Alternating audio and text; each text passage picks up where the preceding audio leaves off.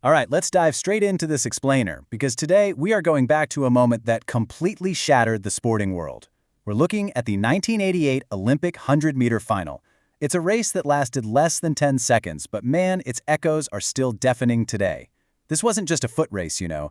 It was an explosive collision of two completely opposite human beings, absolutely massive financial stakes, and a sport caught right in the middle of a major identity crisis. The author of our source material actually opens with this brilliant quote from Charles Dickens.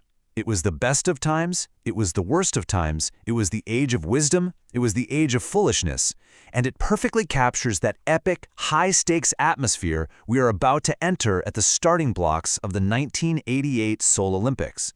It was an era where human physical achievement seemed limitless, but the shadows cast by those achievements were way darker than anyone wanted to admit. Picture this. The stadium in Seoul is just buzzing. The source describes the noise as a thrum of 90,000 bees. This tingling, highly charged atmosphere of pure nervous anticipation. But to really understand the absolute hostility on the track right now, we can't just look at the race itself. We have to hit pause and look at exactly who these two men are, because that contrast is what makes this the most anticipated race in history. Section 1. The Ultimate Olympic Showdown. And you've got to understand, the contrast between these two was absolute. This is not just a physical test of speed, it's intense psychological warfare between two heavyweights who genuinely despise each other. In the warm-up area, Carl Lewis is the smooth butterfly. He's walking around, making eye contact, shaking hands with his competitors, basically playing mind games wrapped in a smile. I mean, before the Olympics, he was practically a pop star, shooting music videos in red stilettos. On the other side, you've got Ben Johnson, the rough bull. He just exudes this boxer-like menace. While Lewis was shooting videos, Johnson was lounging on Caribbean beaches, putting on weight and arguing with his coach. When Lewis tries to shake his hand, Johnson barely even looks at him. He later said, "I don't shake nobody's hand. We're not friends." Section 2. Carl Lewis, the butterfly. It's actually super fascinating how a kid from a middle-class New Jersey family morphed into a global brand. Lewis's parents were teachers and civil rights activists, but Carl was kind of a misfit in traditional American sports. He absolutely hated the violence of football and was famously mocked for picking daisies in the outfield during baseball games. Track became his comfort station, a place where he didn't have to rely on a team.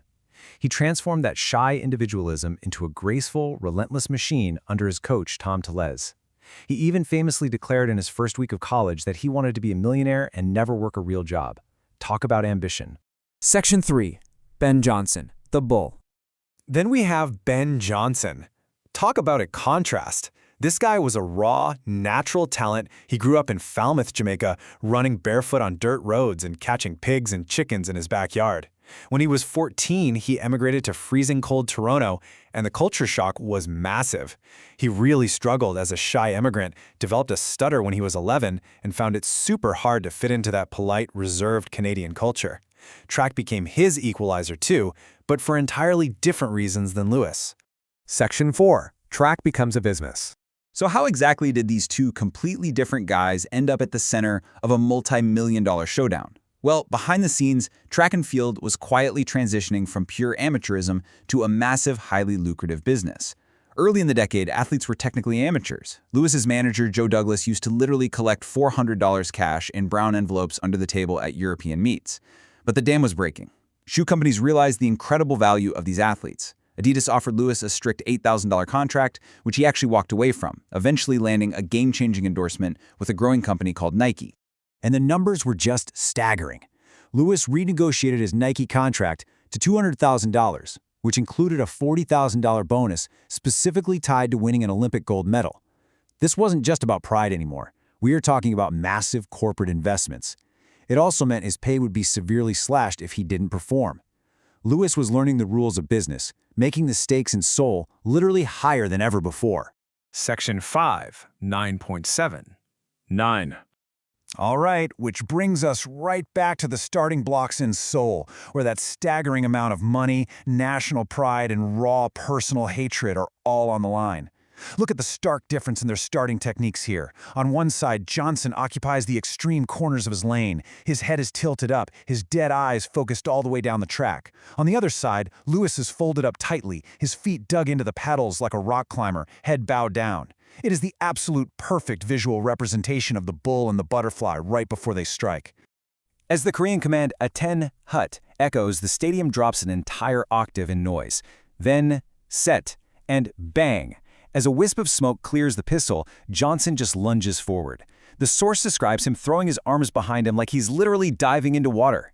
Instantly, in a fraction of a second, he steals a full foot on the rest of the field. He hits top speed while Lewis is still unfolding his tall frame out of the blocks. And Johnson doesn't just win this race, he completely obliterates the field. He chops 0.04 of a second off the world record to finish in 9.79 seconds. For the last 10 meters, he actually slows down to point a finger at the sky in celebration. Meanwhile, a stunningly defeated Carl Lewis stares over at him in pure anguish, drifting so far in shock that he steps clean out of his lane. Following the race, the contrast is just as stark. Lewis is absolutely bewildered. In a post-race interview, looking completely traumatized, he randomly brings up a dream his mother had about his late father saying, "I'm all right," just trying to process this devastating loss. Meanwhile, Ben Johnson is taking a victory lap clutching a Canadian flag. When they ask him if he prefers the world record or the gold medal, Johnson says the gold medal because they can't take that away from you. Section 6, 55 hours later. But as we now know, that gold medal and that superhuman time, that was only the beginning of this unbelievable story. 55 hours later, a world away from the blistering heat of Seoul, we are in a brightly lit BBC studio in London. The legendary presenter Des Lynam is anchoring the coverage. He's calm, he's dapper, got a pale yellow silk handkerchief billowing from his pocket. Suddenly, someone off-camera hands him a piece of paper. Lynam reads it, and for the first time, this notoriously unflappable anchor is completely ruffled.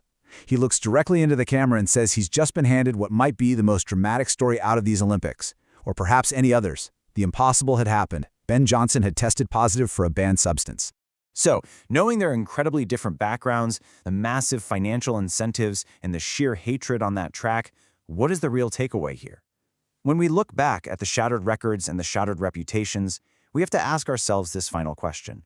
Was this purely the dirtiest race in history, full of individual villains?